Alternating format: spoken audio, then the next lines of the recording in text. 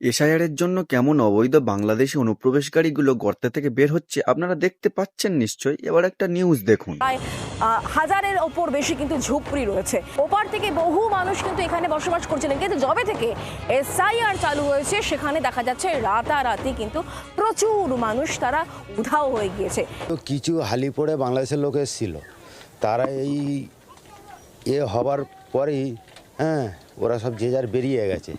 এবার ভাবুন কলকাতায় নিউ টাউনের মতো জায়গায়, যেখানে আমাদের আপনাদের মতো সাধারণ মানুষের, যারা কলকাতা থেকে সামান্য কিছু দূরে থাকি, তাদের ওখানে এক কাটা জায়গা কেনার মতো ক্ষমতা নেই।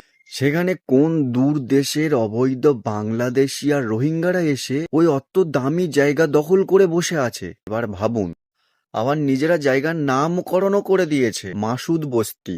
যদি আর কিছুদিন এইভাবে চলতে থাকতো তাহলে আপনারা আমার আর পশ্চিমবঙ্গে নিজের অধিকার নিয়ে থাকতে হতো না, আমরা নিজের রাজ্যেই পরাধীন হয়ে যেত। এবার ভাবুন, এসআইআর দরকার আছে না দরকার নেই?